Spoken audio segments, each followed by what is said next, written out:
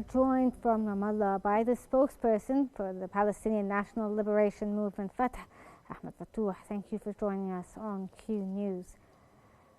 Sir, thank you for joining us. Let's start off by asking about Russia. Russia is a long-standing supporter of the Palestinian cause and the two-state solution. In light of the Russian leader's latest statements, how can Russia potentially expand its role to augment the international support when it comes to Palestinian rights? Yes, thank you for having me. Of course, Russia has always been in support of the Palestinian cause. They support the two-state solution. They support the Palestinian struggle for freedom and liberation, as well as the entire world, actually. The unanimous international position is in support of the two-state solution. It's unfortunately that the only two states that are putting obstacles on for the two-state solution is the occupation and United States of America that are still failing to fulfill the two-state solution, which is simply fulfilled by applying the international laws and by adapting to the international community demands. Russia is, a superpower, a major power of the world that we respect highly, and we expect more presence in their pressure in support of the Palestinian cause. They have been in a big support for us in the United Nations, and we count on the conscience of this world to support our just cause and struggle for liberation. Well, the Speaker of the Arab Parliament has also commended Egypt's stance when it comes to Gaza. In what way can this regional parliamentary body support Egypt's efforts to reach a ceasefire and prevent Israeli-led displacement schemes? It is very important. The parliament role in this genocidal war is vital.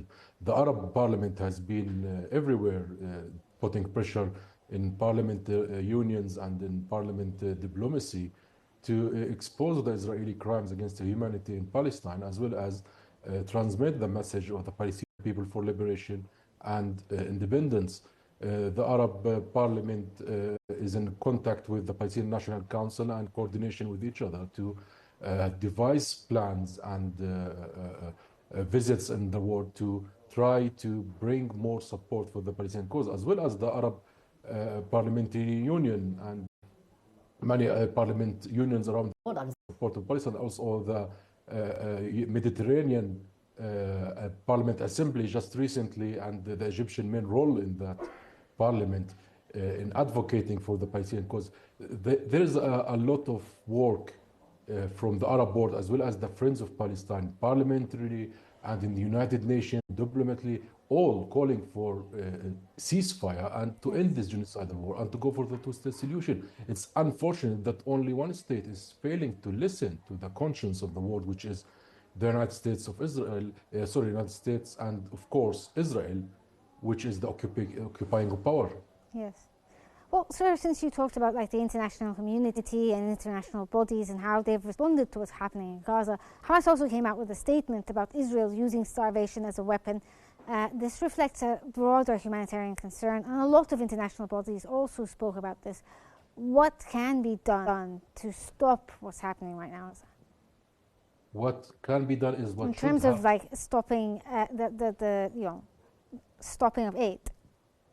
Yes, what should have been done 18 months ago, and that is to apply pressure and put Israel accountable for their crimes against humanity.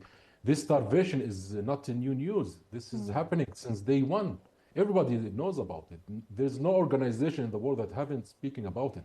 Human Rights Watch, Amnesty International, the United Nations, UNRWA, OCHA, everyone, even Israeli themselves, has expressed in different statements that they are using starvation as a mean of war.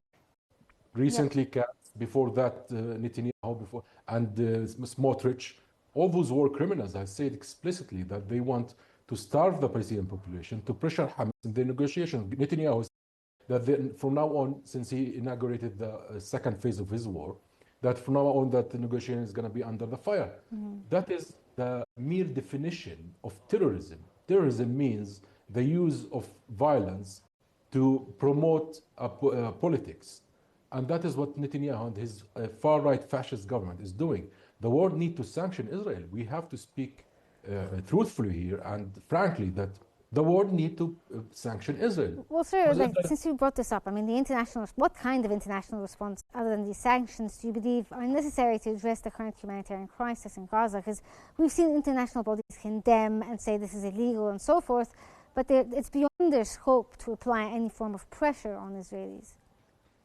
That's why our call for sanctioning Israel should not stop. Our friends, our brothers in Egypt, in the Arab world, all should unite our voices, demanding for the international community to take its responsibilities. 18 months of genocide, this is madness.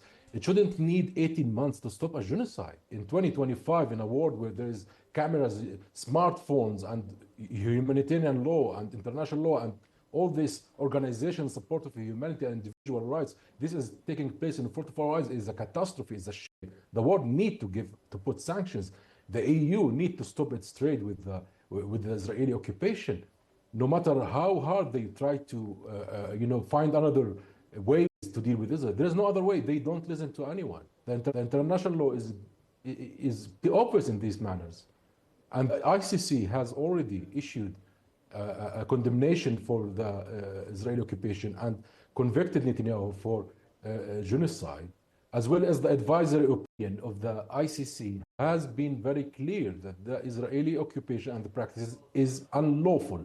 Now the world needs to step forward. By the way, this is not just for the sake of helping the Palestinians. This is for the sake of helping the international community, international law, because preserving the law is the only way that we could manage and settle our disputes internationally. Otherwise, we are going to the law of the jungle, and nobody is going to benefit from such future.